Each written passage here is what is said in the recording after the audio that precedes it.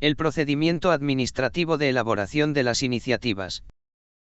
La Ley 39/2015 del PAC de las Administraciones Públicas, en adelante AAPP, ha establecido para la elaboración de las iniciativas legislativas y reglamentarias de todas las administraciones públicas un procedimiento para dar audiencia a los interesados, aunque la CE solo lo impone para los reglamentos, directamente o a través de asociaciones.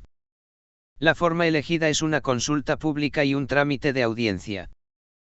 La consulta pública es a través del portal web de la administración competente en la que se recaba opinión de posibles afectados sobre problemas a solucionar con la iniciativa, necesidad y oportunidad de su aprobación, objetivos de la norma, soluciones alternativas. Para ello, se pondrá a disposición de los interesados los documentos necesarios. La audiencia tiene lugar cuando la norma afecte a los intereses y derechos legítimos de las personas. Se publicará el texto en el portal web para oír a los ciudadanos afectados, pero es potestativo recabar la opinión de organizaciones o asociaciones de interesados. De la necesidad de este trámite se excluyen las normas presupuestarias u organizativas de las administraciones, o por razones graves de interés público que lo justifiquen. Tampoco es exigible cuando la propuesta no tenga impacto significativo en la actividad económica, no imponga obligaciones relevantes a los destinatarios o regule aspectos parciales de una materia. Las iniciativas legislativas y reglamentos estatales, además de la consulta y audiencia, establecen otros trámites. Estudios y consultas que garanticen el acierto y legalidad de la norma, memoria de análisis de impacto normativo. Los reglamentos serán informados por la Secretaría General Técnica del Ministerio proponente. Aprobación previa del MO de Hacienda si afecta a la organización administrativa de la EIS, a su régimen de personal, inspección de servicios o distribución de competencias entre Estado y comunidades. Tras el dictamen del Consejo de Estado cuando fuera preceptivo o conveniente, la propuesta se someterá a la Comisión General de Secretarios de Estado y Subsecretarios y se elevará al Consejo de Ministros para aprobación. Se regula un procedimiento de urgencia que reduce plazos y el contenido de la memoria de análisis de impacto normativo. La omisión de audiencia y consulta en las normas con valor de ley no afectará a su validez, ya que la Constitución no establece trámites administrativos preceptivos en su elaboración, pero sí a la de los reglamentos. El procedimiento legislativo ordinario. El procedimiento legislativo comienza con la presentación de proyectos o proposiciones de ley ante cualquiera de las dos cámaras. La iniciativa legislativa admite diversas formas. La más común es la iniciativa legislativa del Gobierno, que se concreta en los proyectos de ley, los cuales, una vez aprobados por el Consejo de Ministros, se remiten al Congreso acompañados de una exposición de motivos y de los antecedentes necesarios. El procedimiento legislativo puede iniciarse, en segundo lugar, a iniciativa del Congreso y del Senado, por medio de una proposición de ley impulsada por los grupos parlamentarios o individualmente por 15 diputados o 20 senadores. Asimismo, pueden ejercer la iniciativa legislativa las asambleas legislativas de las CCAA, remitiendo a la mesa del Congreso una proposición de ley y designando a 3 de sus miembros como representantes para su defensa. Por último se admite la iniciativa popular, que exige un mínimo de 500.000 firmas acreditadas, y no procede en materias propias de ley orgánica, tributarias o de carácter internacional, ni en lo relativo a la prerrogativa de gracia. Toma en consideración, publicación, presentación de enmiendas, informe de una ponencia sobre el proyecto, debate y votación artículo por artículo y elaboración de un dictamen por la comisión y, por último, debate y votación final en el Pleno. Para que los proyectos se entiendan aprobados, basta la mayoría simple. Cualquiera que sea el número de las abstenciones, salvo que la Constitución exija una mayoría cualificada, como ocurre con las leyes orgánicas y otras. Aprobado el proyecto o proposición de ley por el Congreso, se produce la intervención del Senado, con un plazo de 2 meses para oponer su veto al proyecto por mayoría absoluta o para introducir enmiendas al mismo. Si ha introducido enmiendas o ha puesto su veto, el proyecto se remitirá al Congreso para su nueva consideración. Si se trata de enmiendas, el Congreso se pronunciará sobre ellas aceptándolas o no por mayoría simple. Si por el contrario, el texto ha sido vetado, habrá de someterse a ratificación, que requerirá la mayoría absoluta o, una vez transcurridos 2 meses, la mayoría simple. El procedimiento se cierra con el trámite de la sanción regia. El Rey sancionará, en el plazo de 15 días, las leyes aprobadas por las Cortes Generales, y las promulgará y ordenará su inmediata publicación, que habrá de hacerse en el BOE tras la iniciativa tiene lugar la aprobación por el Congreso de los Diputados, siguiendo los trámites de toma en consideración, publicación, presentación de enmiendas, informe de una ponencia sobre el proyecto, debate y votación artículo por artículo y elaboración de un dictamen por la Comisión y, por último, debate y votación final en el Pleno. Para que los proyectos se entiendan aprobados, basta la mayoría simple cualquiera que sea el número de las abstenciones, salvo que la Constitución exija una mayoría cualificada, como ocurre con las leyes orgánicas y otras. Aprobado el proyecto o proposición de ley por el Congreso, se produce la intervención del Senado, con un plazo de 2 meses para oponer su veto al proyecto por mayoría absoluta o para introducir enmiendas al mismo. Si ha introducido enmiendas o ha puesto su veto, el proyecto se remitirá al Congreso para su nueva consideración. Si se trata de enmiendas, el Congreso se pronunciará sobre ellas aceptándolas o no por mayoría simple. Si por el contrario, el texto ha sido vetado, habrá de someterse a ratificación, que requerirá la mayoría absoluta o, una vez transcurridos 2 meses, la mayoría simple. El procedimiento se cierra con el trámite de la sanción regia. El Rey sancionará, en el plazo de 15 días, las leyes aprobadas por las Cortes Generales, y las promulgará y ordenará su inmediata publicación, que habrá de hacerse en el BOE. Las leyes orgánicas. Son leyes orgánicas las relativas al desarrollo de los derechos fundamentales y libertades públicas, las que aprueban los estatutos de autonomía, en adelante EEA, y régimen electoral general, y las demás recogidas en la Constitución, para las que se exige mayoría cualificada para su aprobación, modificación o derogación, consiste en mayoría absoluta del Congreso en votación final sobre el conjunto del proyecto. La LO es formalmente una norma reforzada, pero en cuanto a su materia o ámbito es posible que incluyan preceptos para los que no es necesario el rango de orgánica.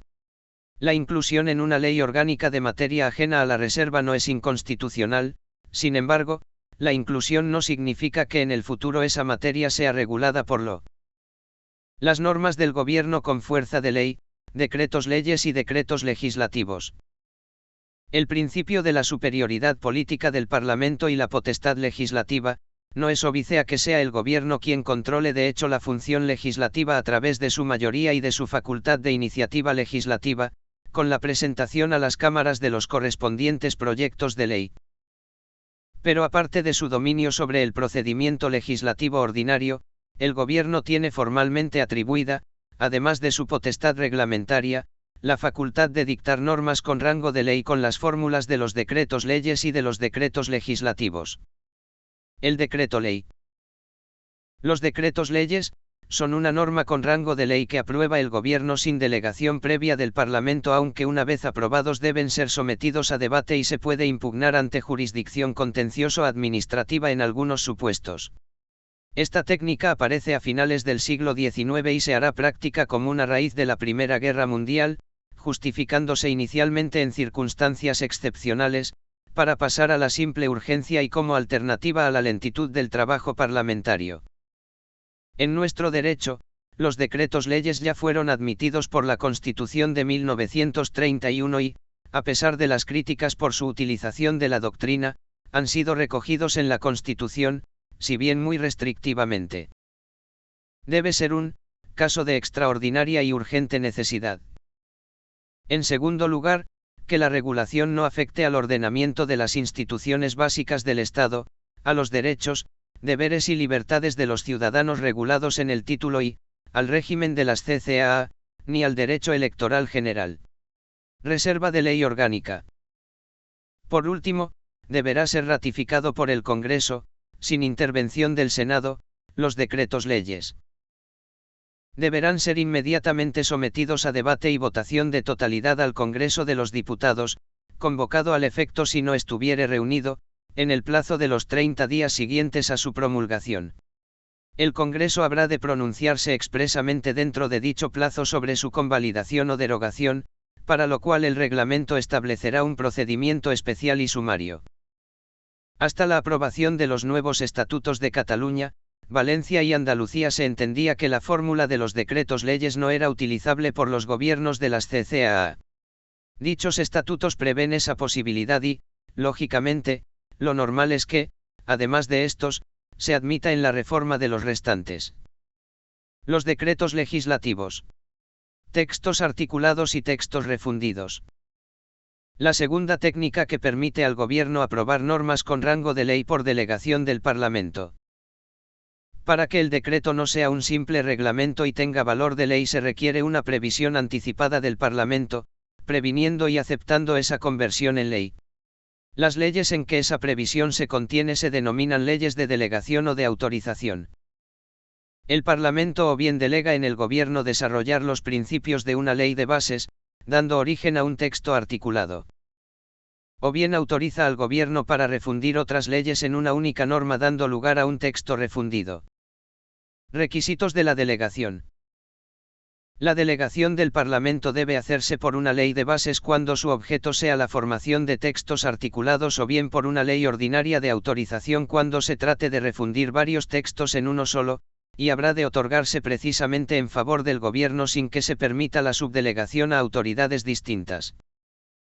La delegación puede ser comprender cualquier materia que las Cortes determinen, salvo las que deban ser objeto de regulación por ley orgánica.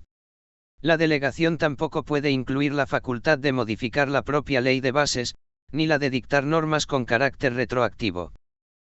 La delegación debe hacerse de forma expresa y con fijación del plazo para su ejercicio, sin que pueda entenderse concedida de modo implícito o por tiempo indeterminado. Asimismo, la delegación debe hacerse de forma precisa, de tal manera que las bases han de delimitar con precisión el objeto y alcance de la delegación legislativa y los principios y criterios que han de seguirse en su ejercicio, en tanto que las autorizaciones para refundir textos legales deben determinar el ámbito normativo a que se refiere el contenido de la delegación, especificando si se circunscribe a la mera formulación de un texto único o si incluye la de regularizar, aclarar y armonizar los textos legales que han de ser refundidos. Por último, la aprobación de los decretos legislativos debe hacerse observando las reglas de procedimiento establecidas para los demás reglamentos gubernativos. Además, antes de la aprobación del decreto legislativo por el Consejo de Ministros, debe emitir informe preceptivo no vinculante el Consejo de Estado. Los efectos de la delegación o autorización legislativa son los siguientes. 1. Tanto los textos articulados como los textos refundidos tienen el rango de ley en cuanto se acomoden a los términos de la delegación, pero en lo que se extralimiten del mandato de la ley de bases o de la ley de autorización son nulos. Los decretos legislativos pueden ser impugnados ante la jurisdicción contencioso-administrativa, cuando excedan los límites de la delegación y ante el TC. En determinados supuestos. 2. Consecuencia de esta técnica legislativa es la de su agotamiento, pues una vez ejercitadas las facultades conferidas por la ley de delegación o autorización no cabe volver sobre ellas, y de ahí que las modificaciones posteriores del texto articulado o del texto refundido deban hacerse ya por una norma con rango de ley o mediante una nueva delegación o autorización legislativa. Control sobre el uso correcto de la delegación. La Constitución, al establecer en su artículo 82.6 que sin perjuicio de la competencia propia de los tribunales, las leyes de delegación podrán establecer en cada caso fórmulas adicionales de control, está reconociendo la posibilidad de impugnar a través del recurso contencioso administrativo los textos articulados y los textos refundidos. Dicha excepción a su naturaleza de normas con fuerza de ley, que por definición son indiscutibles e irresistibles para los jueces ordinarios, que carecen de competencia para enjuiciar su validez, se explica por qué la impugnación ha de reducirse justamente a aquellos extremos de los decretos legislativos que sean contrarios o vulneren la ley de delegación o de autorización. Así lo prescribe el art. 1 de la Ley de la Jurisdicción Contencioso-Administrativa, Los juzgados y tribunales del orden contencioso administrativo conocerán de las pretensiones que se deduzcan en relación con la actuación de las administraciones públicas sujeta al decreto administrativo, con las disposiciones generales de rango inferior a la ley y con los decretos legislativos cuando excedan los límites de la delegación. También pueden ser impugnados ante el TC. Dentro también de las modalidades de control está la ratificación parlamentaria de los decretos legislativos que la ley de delegación puede establecer. Los tratados internacionales. Los tratados internacionales, es decir, los acuerdos que el Estado español celebra con otros países soberanos, se manifiestan en una gran variedad de instrumentos formales, acuerdos, convenios, protocolos, canjes de notas, etc., y son fuente, aunque muy problemática, del derecho interno. Su vigencia viene determinada por su publicación en el BOE. Sistema de control previo.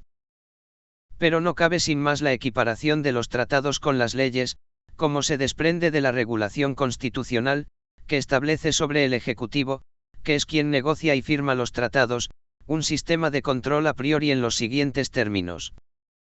La celebración de un tratado internacional que contenga estipulaciones contrarias a la Constitución exigirá la previa revisión constitucional. El Gobierno o cualquiera de las cámaras puede requerir al TC para que declare si existe o no esa contradicción. Mediante ley orgánica se podrá autorizar la celebración de tratados por los que se atribuya a una organización o institución internacional el ejercicio de competencias derivadas de la Constitución. Corresponde a las Cortes Generales o al Gobierno, según los casos, la garantía del cumplimiento de estos tratados y de las resoluciones emanadas de los organismos internacionales o supranacionales titulares de la cesión, art. 93-CE, que contemplaba anticipadamente el ingreso en la UE. La prestación del consentimiento del Estado para obligarse por medio de tratados o convenios requerirá la previa autorización de las Cortes Generales en los de carácter político o militar, los que afecten a la integridad territorial del Estado o a los derechos y deberes fundamentales establecidos en el título I, los que comporten obligaciones financieras para la hacienda pública, y los que supongan modificación o derogación de alguna ley o exijan medidas legislativas para su ejecución. El Congreso y el Senado serán inmediatamente informados de la conclusión de los restantes tratados o convenios. En definitiva, los tratados pueden ser equiparados a las distintas clases de leyes u otros actos parlamentarios desde el punto de vista de las exigencias de intervención parlamentaria que comporta su conclusión, pero desde la perspectiva de sus efectos la asimilación puede resultar equívoca, pues estos son distintos de los que producen las leyes. Y es que los tratados modifican las leyes que les sean contrarias. Pero, no se produce el efecto inverso, es decir, no son modificables por leyes posteriores, ya que sus disposiciones solo podrán ser derogadas, modificadas o suspendidas en la forma prevista en los propios tratados o de acuerdo con las normas generales del derecho internacional. El sistema de derecho de la Unión Europea. Caracteres generales. Todos los países miembros de la UE han experimentado una alteración de su sistema de fuentes en el que ha penetrado el derecho de la UE, un ordenamiento autónomo e independiente de los ordenamientos de los Estados miembros, en el sentido de que mantiene su individualidad y su autoridad aunque se inserte en el derecho interno de aquellos y con fuentes propias de producción del derecho. Principios. En lo que respecta a las competencias de la UE, su delimitación se rige por el principio de atribución y su ejercicio por los principios de subsidiariedad y proporcionalidad. Principio de atribución. La UE actúa dentro de los límites de las competencias que le atribuyen los Estados miembros en los tratados para lograr los objetivos que estos determinan, de manera que toda competencia no atribuida a la Unión en los tratados corresponde a los Estados miembros. Principio de subsidiariedad. En virtud del principio de subsidiariedad, en los ámbitos que no sean de su competencia exclusiva, la Unión intervendrá solo en caso de que los objetivos no puedan ser alcanzados de manera suficiente por los Estados miembros, ni a nivel central ni a nivel regional y local, sino que puedan alcanzarse mejor, debido a la dimensión o a los efectos de la acción pretendida, a escala de la Unión. Principio de proporcionalidad. Finalmente, el principio de proporcionalidad impone que el contenido y la forma de la acción de la Unión no excederán de lo necesario para alcanzar los objetivos de los tratados. Los caracteres más importantes del derecho de la UE son su aplicabilidad directa y la primacía. Respecto al derecho de los Estados. La eficacia o aplicabilidad del derecho de la UE hace referencia a su capacidad para producir efectos jurídicos por sí mismo, sin precisar de la intervención del derecho de los Estados. Por su parte, la primacía del derecho de la UE fue afirmada por el Tribunal de Justicia en 1964 y formulada de manera categórica en 1970, la alegación de los derechos fundamentales, tal como están formulados por la Constitución de un Estado miembro, o de los principios de una estructura constitucional nacional no puede afectar la validez de un acto de la comunidad o a su efecto en el territorio de dicho Estado. Derecho originario y derecho derivado, clases de normas derivadas. Fuentes primarias.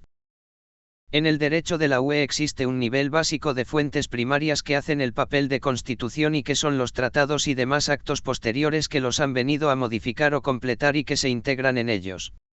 En la actualidad, los tratados básicos son: Tratado de la Unión Europea, TUE. Funcionamiento de la Unión Europea, TFUE, firmados en Lisboa en 2007. Protocolos que les son anejos.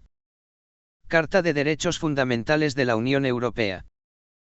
Como todos los tratados, también los europeos contienen dos tipos de normas. Las de alcance general, que reconocen derechos a los particulares. Las que agotan su eficacia en las relaciones entre las administraciones de los Estados miembros o de estas con las instituciones europeas.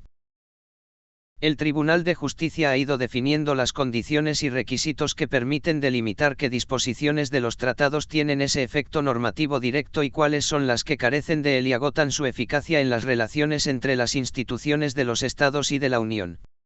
Dicha jurisprudencia admite que preceptos de los tratados dirigidos, prima facie, a los Estados y no a sus ciudadanos puedan tener efecto directo, siempre que contengan un mandato claro e incondicional, no sometido a reserva ni apreciación por parte de los Estados ni supeditado a un plazo. El Tribunal también ha incluido como normas de efecto directo las relativas a la libre circulación de mercancías y de trabajadores, el derecho de establecimiento y de libre prestación de servicios, las prohibiciones de impuestos discriminatorios, etc. Fuentes derivadas. Son las que se fundamentan en el anterior derecho primario, y el TFUE enumera las 5 categorías de normas y actos que pueden ser adoptados por las instituciones. Reglamento. El reglamento tendrá un alcance general. Será obligatorio en todos sus elementos y directamente aplicable en cada Estado miembro, constituye la más importante norma jurídica del derecho de la Unión Europea, sobre la que hay que decir que no se corresponde con lo que se entiende por reglamento en el derecho interno, sino con normas con rango de ley. El reglamento europeo se ordena directamente a los tratados y demás fuentes primarias y se define por la generalidad, abstracción y directa aplicabilidad. En función de su alcance general obliga directamente tanto a las instituciones, órganos y organismos europeos como a los Estados miembros y a sus administraciones y a las personas físicas y jurídicas de estos, sin que sea necesario un acto formal de recepción en el derecho interno. La aplicación directa significa que el reglamento tiene eficacia por sí mismo en los ordenamientos internos de los Estados miembros, sin que éstos puedan formular reservas respecto a su aplicación, ni desistir unilateralmente de aplicarlos. Consecuencia también del efecto directo de los reglamentos es que, una vez que han entrado en vigor, comportan el desplazamiento del derecho interno, que queda inaplicado, cualquiera que sea el rango de sus normas, en todo lo que sea contrario a los mismos. Directiva. La directiva es una norma que no obliga directamente pero que vincula a los Estados miembros a tomar las disposiciones necesarias para incorporar o trasponer al derecho interno, mediante normas dictadas ad hoc, el alcance de sus objetivos y, además, en el plazo fijado en la propia directiva.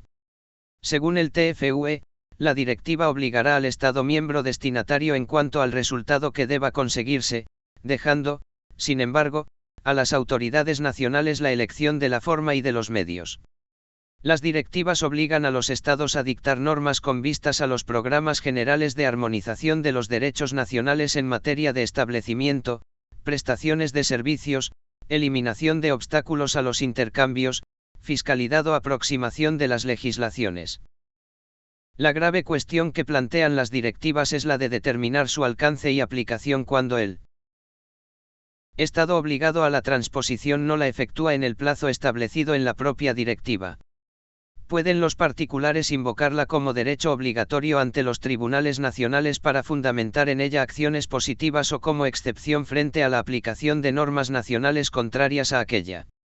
La doctrina del Tribunal de Justicia es que la directiva, además de obligar a que los Estados miembros la transpongan al derecho interno, puede desplegar efectos jurídicos si no se transpone o se transpone incorrectamente, siempre que su contenido sea incondicional y preciso.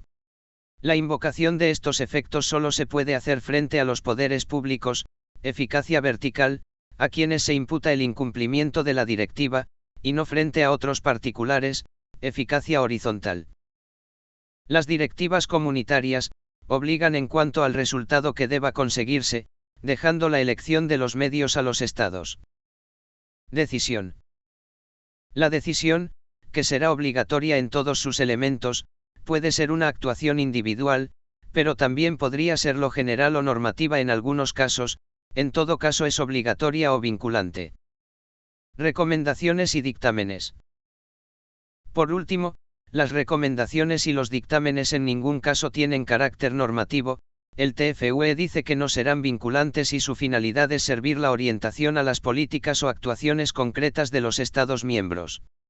En este último sentido, cobran especial relevancia los dictámenes motivados que emite de oficio la Comisión por infracciones del derecho europeo, como paso previo a recurrir contra el Estado incumplidor ante el Tribunal de Justicia. Capítulo 3. El reglamento y otras fuentes del derecho administrativo. Concepto y posición ordinamental del reglamento. Concepto. Por reglamento se entiende en el derecho administrativo interno, a diferencia de lo expuesto en relación con los reglamentos comunitarios, toda norma escrita con rango inferior a la ley aprobada por una administración pública. La posibilidad de una potestad normativa propia del Poder Ejecutivo no se compagina con un entendimiento riguroso del principio de división de poderes, en que toda la producción normativa se reserva en riguroso monopolio a los parlamentos o asambleas en que reside el poder legislativo. En definitiva, estamos ante un crecimiento exponencial de la producción normativa que ha llevado a que el sistema normativo se asemeje hoy a un vasto océano de reglamentos en el que sobresalen un puñado de leyes. En todo caso, los reglamentos son normas de segunda clase, de rango inferior a la ley, principio que asegura la preeminencia del Parlamento sobre el Poder Ejecutivo en la producción normativa. Esto significa que, aunque el reglamento sea posterior a la ley, no puede derogarla, por el contrario, toda norma con rango de ley tiene fuerza derogatoria sobre el reglamento. Pero también implica que no hay materias reservadas a la potestad reglamentaria frente a la ley, en el sentido de que ésta no puede entrar a regular cualquier ámbito o asunto que con anterioridad haya sido regulada por el reglamento. En cuanto a capacidad normativa del gobierno, en nuestra Constitución hay determinadas materias cuya regulación está reservada a la ley. Principio de reserva de ley. Esta posición ordinamental de ley y reglamento se expresa en el principio de reserva de ley, que ofrece dos manifestaciones. Reserva material. La reserva material, que comprende el conjunto de supuestos o materias respecto de los cuales la Constitución exige su regulación por norma con rango de ley. Supone que aunque la ley no las regule, en ningún caso estas materias pueden ser reguladas por normas reglamentarias. Si a pesar de ello dichas materias sujetas a reserva se ordenasen por normas reglamentarias, éstas serían nulas por contradecir los preceptos expresos de la Constitución. Reserva formal. La llamada reserva formal, que opera al margen de las concretas previsiones constitucionales, y que significa que cualquier materia, por mínima o intrascendente que sea, cuando es objeto de regulación por ley, ya no puede ser regulada por un reglamento. Su rango se ha elevado, se ha congelado en un nivel superior, y por ello es ya inaccesible a la potestad reglamentaria. Todo esto ha sido sintetizado por la LPAC. Los reglamentos y disposiciones administrativas no podrán vulnerar la Constitución, las leyes, ni regular aquellas materias que la Constitución o los estatutos de autonomía reconocen de la competencia de las Cortes Generales o las asambleas legislativas. En perjuicio de su función de desarrollo en colaboración con respecto a la ley, no podrán tipificar delitos, faltas o infracciones administrativas, establecer penas o sanciones, así como tributos, exacciones para fiscales de otras cargas o prestaciones personales o patrimoniales de carácter público. 1.3 Diferencias entre reglamento y otras figuras afines. Acto administrativo. Aparte de este rasgo esencial de subordinación a la ley, la conceptualización del reglamento exige su delimitación de figuras afines. En primer lugar, de los actos administrativos generales, que coinciden con el reglamento en que no se dirigen a ciudadanos concretos. Sin embargo, no cabe exagerar el carácter de la abstracción y generalidad de los reglamentos. La imposibilidad de reglamentos singulares, intuitu personae, que se admite de ordinario para las leyes, como en el caso de las expropiaciones, es conciliable con la existencia de reglamentos dirigidos a grupos concretos, es decir, a administrados que resultan singularizables a través de la hipótesis de hecho que presupone la aplicación de la norma reglamentaria. Por esta circunstancia, la diferencia entre el reglamento y el acto administrativo general, que también se dirige a colectivos determinados, se ha buscado en otros criterios más precisos, como el ordinamental de la no consunción. El reglamento es una norma y como tal no se agota por una sola aplicación ni por otras muchas, sino que cuanto más se aplica más se refuerza su vigencia. Por el contrario, el acto administrativo general no tiene vocación de permanencia, que es lo característico de las normas, y, aunque afecte a grupos numerosos de ciudadanos o, incluso, a todos, se extingue en una sola aplicación, por ejemplo, la convocatoria de unas elecciones generales o una orden de vacunación obligatoria. La distinción tiene importancia por la diversidad de régimen jurídico aplicable a unos y otros. Diversidad de procedimiento para su aprobación. Publicación en boletines oficiales de los reglamentos frente a notificación de los actos administrativos. Periodo de vacatio legis del reglamento frente a eficacia inmediata del acto. Libre derogabilidad de los reglamentos frente a condicionantes de forma y materiales para anular actos administrativos declarativos de derechos. Sanción de nulidad de pleno derecho para los reglamentos ilegales frente a anulabilidad de los actos. Recurribilidad judicial directa de los reglamentos sin previo recurso administrativo, como es obligado para los actos administrativos. Instrucciones y órdenes de servicio. Los reglamentos tampoco deben confundirse con las instrucciones y órdenes del servicio, normas dictadas por los órganos superiores para dirigir la actividad de los inferiores, señalándoles los criterios uniformes que deben seguir en la aplicación de las normas, y que solo vinculan a estos. La Ley 40/2015, de régimen jurídico del sector público, recoge esta figura al decir que los órganos administrativos podrán dirigir las actividades de sus órganos jerárquicamente dependientes mediante instrucciones y órdenes de servicio. En principio, estas normas se comunican directamente a los órganos obligados a su cumplimiento. No obstante, cuando una disposición específica así lo establezca o se estime conveniente por razón de los destinatarios o de los efectos que puedan producirse, las instrucciones y órdenes de servicio se publicarán en el periódico oficial que corresponda. En todo caso, su incumplimiento no afecta por sí solo a la validez de los actos dictados por los órganos administrativos, sin perjuicio de la responsabilidad disciplinaria en que se pueda incurrir.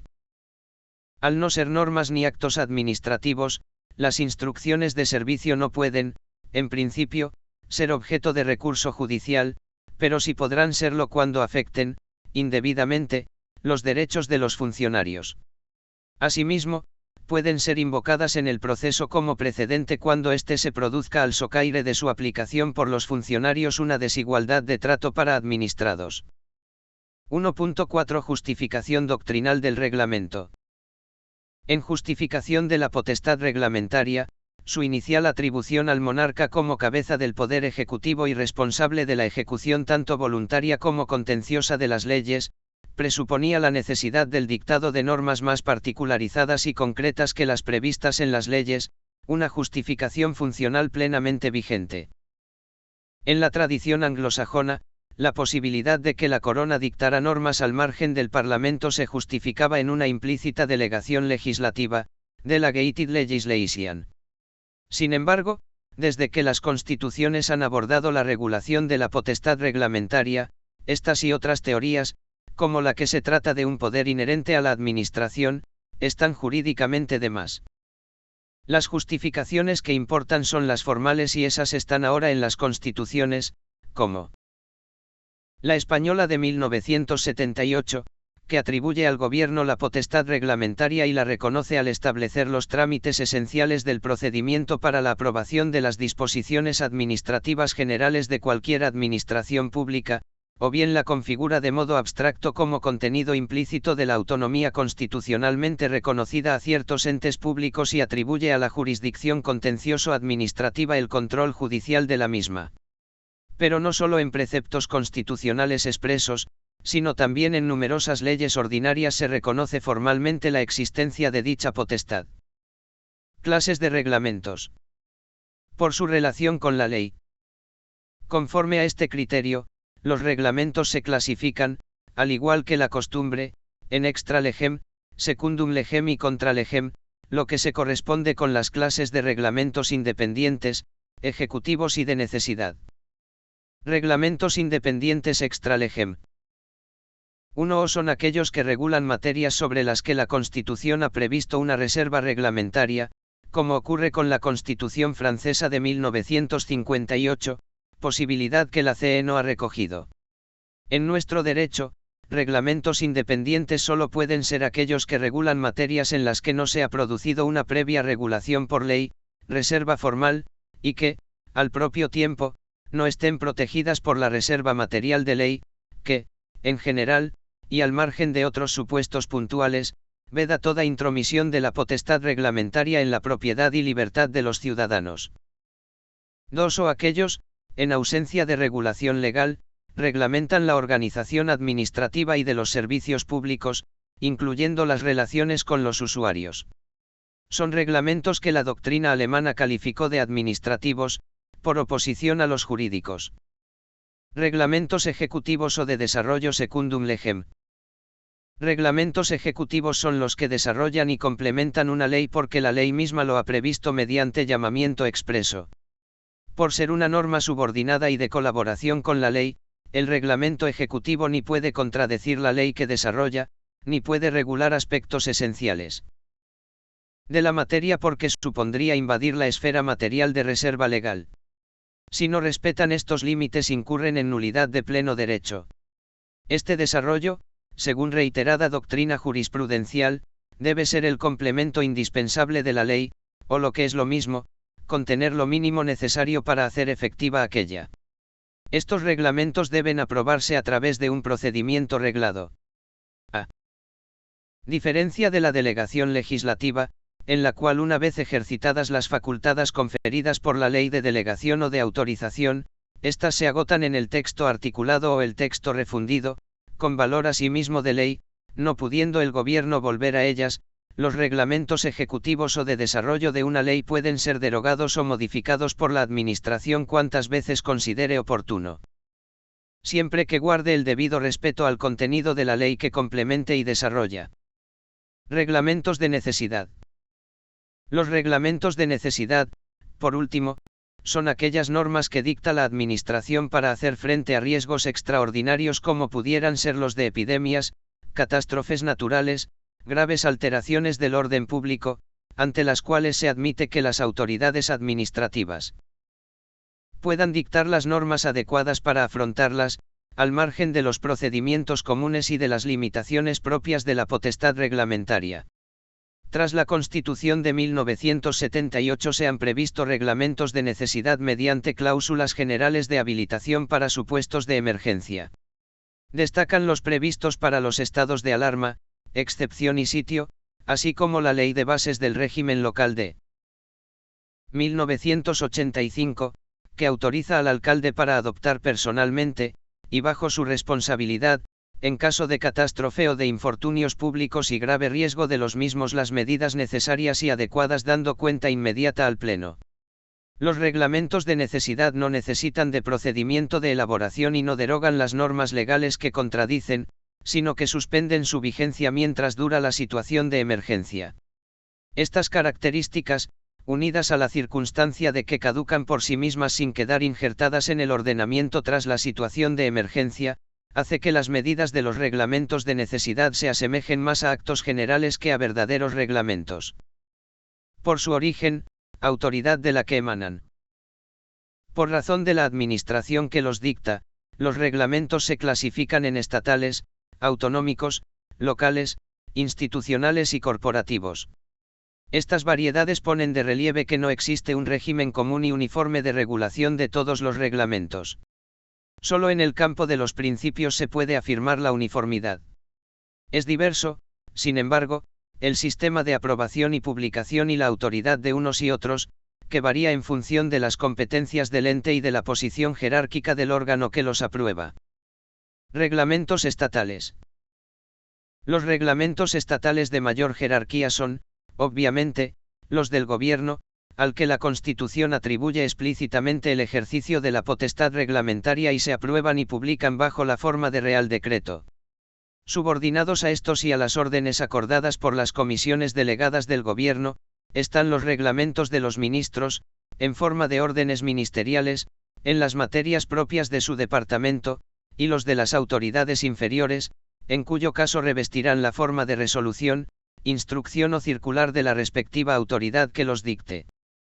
Real Decreto, órdenes de las comisiones de gobierno, órdenes ministeriales, resolución, instrucción.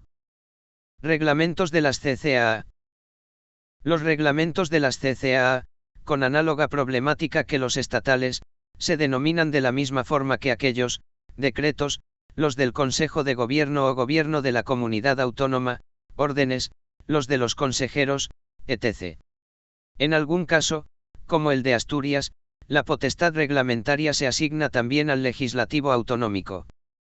Decretos del Consejo de Gobierno de la CCAA, órdenes de los consejeros. Reglamentos de los entes locales.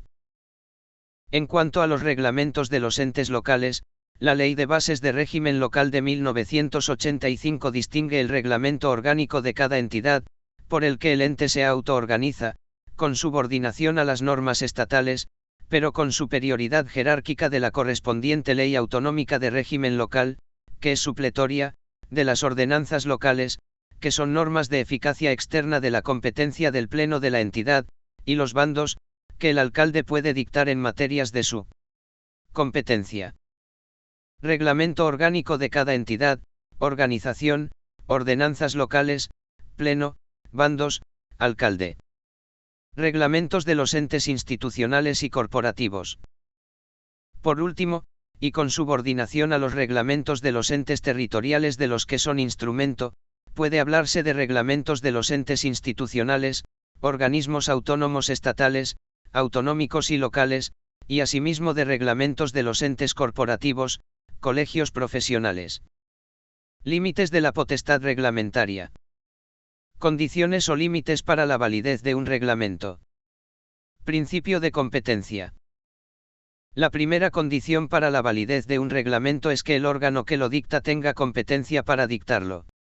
A este límite se refiere la Ley PAC de 2015, al prescribir que, las disposiciones administrativas no podrán vulnerar la Constitución o las leyes ni regular aquellas materias que la Constitución o los estatutos de autonomía reconocen de la competencia de las Cortes Generales o de las Asambleas Legislativas de las CCAA. Principio de jerarquía normativa. Un segundo límite se refiere al principio de jerarquía normativa, por el cual los reglamentos se ordenan según la posición en la organización administrativa del órgano que los dicta sin que el reglamento dictado por el órgano inferior pueda contradecir al dictado por el superior. Como prescribe la Ley PAC de 2015, las disposiciones administrativas se ajustarán al orden de jerarquía que establezcan las leyes. Ninguna disposición administrativa podrá vulnerar los preceptos de otra de rango superior. Principio de interdicción de la arbitrariedad, interdicción, prohibición.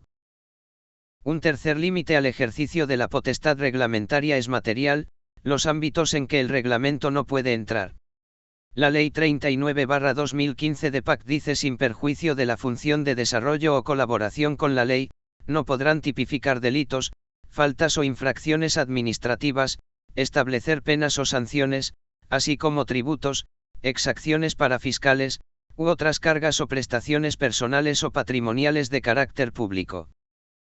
Asimismo, en cuanto al ejercicio de la potestad reglamentaria supone una adecuación a los hechos o, lo que es igual, el respeto por la realidad que trata de regular, lo que se enmarca en el principio de interdicción de la arbitrariedad. Esa regla se quebranta también cuando el reglamento viola los principios generales del derecho, un límite más al ejercicio de la potestad reglamentaria. Y retroactividad.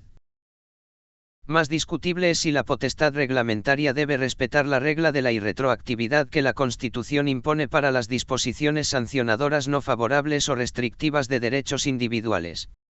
Las sancionadoras serán siempre retroactivas en cuanto favorezcan al presunto infractor.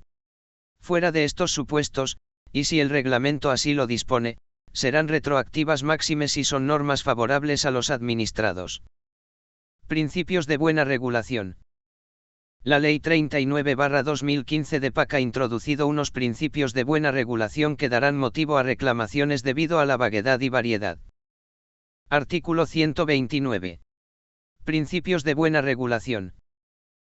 En el ejercicio de la iniciativa legislativa y la potestad reglamentaria, las